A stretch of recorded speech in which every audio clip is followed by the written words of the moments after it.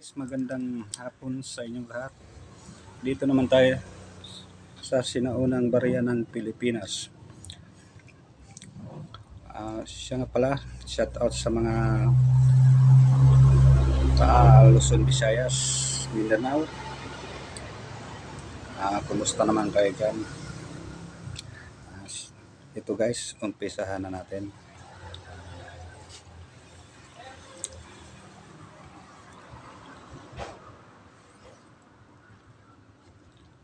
Ito guys, pera ng Pilipinas.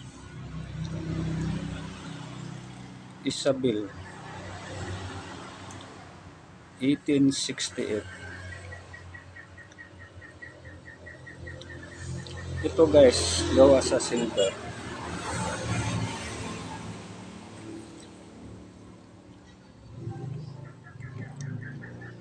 Alam nyo guys, nagkakahalaga ito ng 1,200 pesos bawat isa. Depende sa date at saka depende sa kondisyon. Pag maganda ang kondisyon guys, abutin ito ng 1,500 pesos pataas. Isabel, 1868, gawa sa silver.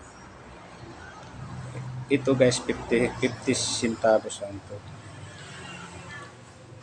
gawa sa silver. Okay, next tayo. Ito guys, Isabel pa rin,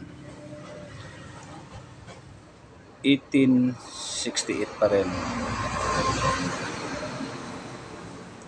Isabel Porla de Dios, 1868.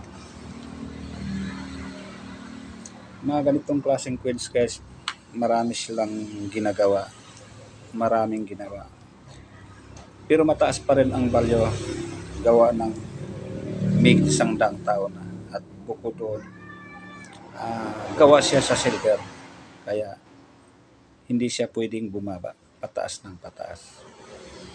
Okay, next tayo.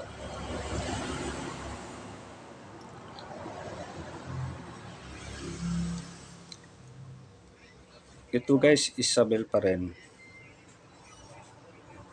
1868 pa rin. Ito guys, gawa sa silver.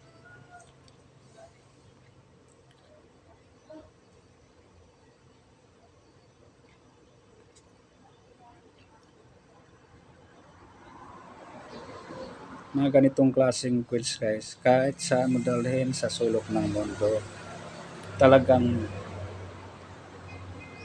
pwede mo siyang ibinta, may binta ka agad, maging pira ka agad, gawa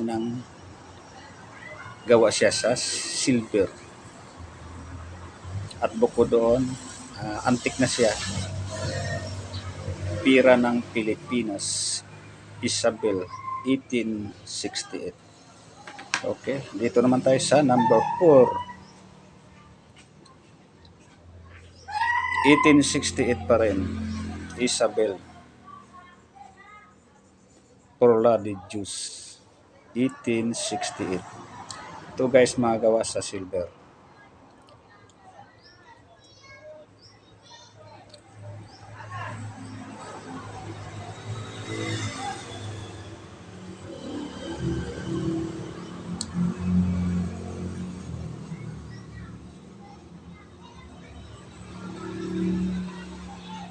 Pag mga genuine guys, talagang may mga sulat sa gilid at hindi mabasta-basta magaya ng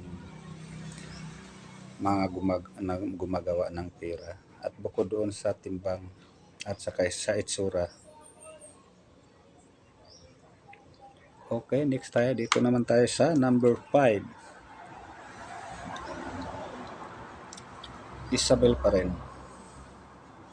1868. Sa mga katuwid, yung 1868, yan po ay isang common coins. Pero napakataas pa rin ang value nito. Gawa sa silver. At saka antik na rin siya, mahigit 1 taon. Ito guys, nagkakahalaga pa rin ng 1.5 pataas. Depende sa kondisyon at bukod doon, depende rin sa iyong mga customer.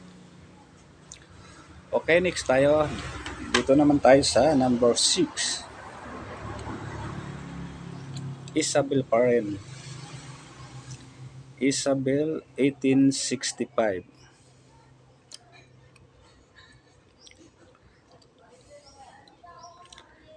Ito guys, matataas ang value nito dahil mas kaunti kaysa 1868. Yung ganitong klaseng coins guys, umaabot ng 3,000 pesos pataas. Isabel Porla de Dios 1865.